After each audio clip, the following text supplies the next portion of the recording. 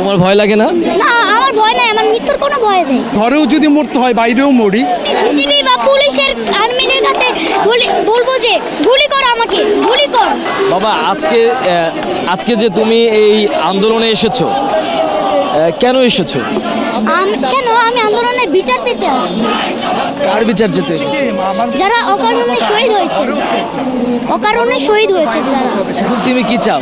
এখন আমি চাই প্রতিবাদ। আর আরেকটা চাই যে হাসিনা যেন এই প্রধানমন্ত্রীর চেয়ার থেকে সরে যায় এবং মিজানুর রহমান আজাদ যেন বসে যায়।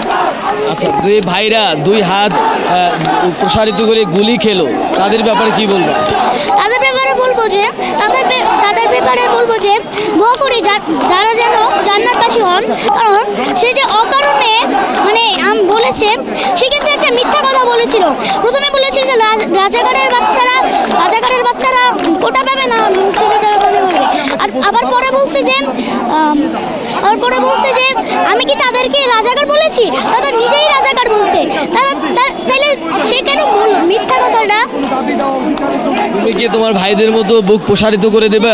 আমি অবশ্যই করতে চাই। আমি অবশ্যই করব। চাইলে আমি জীবনও দিতে রাজি আছি।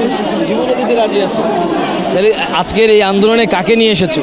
আমার বাবাকে নিয়ে এসেছি। বাবার সাথে এসেছো? বাবা তোমাকে এখানে নিয়ে এসেছে? হ্যাঁ। তোমার ভয় লাগে না? না, আমার ভয় নাই, আমার মৃত্যুর কোনো ভয় নেই। কেন ভয় নাই? কারণ যেই ভাইয়েরা আমাদের ভবিষ্যৎ চিনে, মানে ইয়া করে যে শহীদ হয়েছেন, তাদের জন্য আমরাও জীবন দিতে পারি না। দর্শক, আপনারা দেখছিলেন যে আসলে এই আন্দোলনটি আসলে কোন পর্যায়ে গিয়ে পৌঁছেছে, সেটি এরকম একটি ছোট বাচ্চার কথাই আসলে কিন্তু বোঝা যাচ্ছে যে এখন এই আন্দোলনটি আসলে যেমন শিশু থেকে বৃদ্ধ আসলে সব পর্যায়ে কিন্তু এই আন্দোলনটা আসলে ছড়িয়ে পড়েছে। আমরা একটু এই যে শিশুটিকে এই আন্দোলনে নিয়ে এসেছেন তারই পিতা, আমরা একটু তার পিতার মুখ থেকেই শুনবো যে আসলে তার সন্তানকে নিয়ে এই আন্দোলনে যোগ দেওয়ার কারণটা কি। আচ্ছা, আপনি তো আপনার সন্তানকে নিয়ে এই আন্দোলনে এসেছেন, আসলে এতটুকু বাচ্চাকে নিয়ে আসলে আন্দোলনে আসার কারণ? আচ্ছা, মূলত এর কারণটা হচ্ছে আমরা তো ঘরেও সেফ না, সুতরাং ঘরেও যদি মরতে হয় বাইরেও মরি, সেই চিন্তা থেকে। আর আরেকটা ব্যাপার হচ্ছে, আমার ছেলে যখন রংপুরে আবু সাইদ শহীদ হন, তখন ওই ভিডিওটা দেখে সারা রাত কান্না করেছে আর বসে এই ছেলেটাকে কেন মারছে।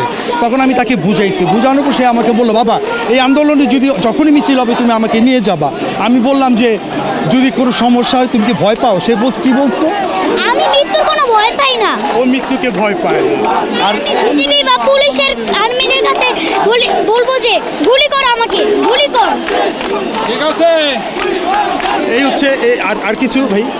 আপনারা দেখছিলেন যে একজন বাবা তার সন্তানকে নিয়ে এসেছেন এবং সন্তান বুক পেতে দিচ্ছেন যে এই অস্ত্রের মুখেও তিনি দুই হাত প্রসারিত করে দিচ্ছেন।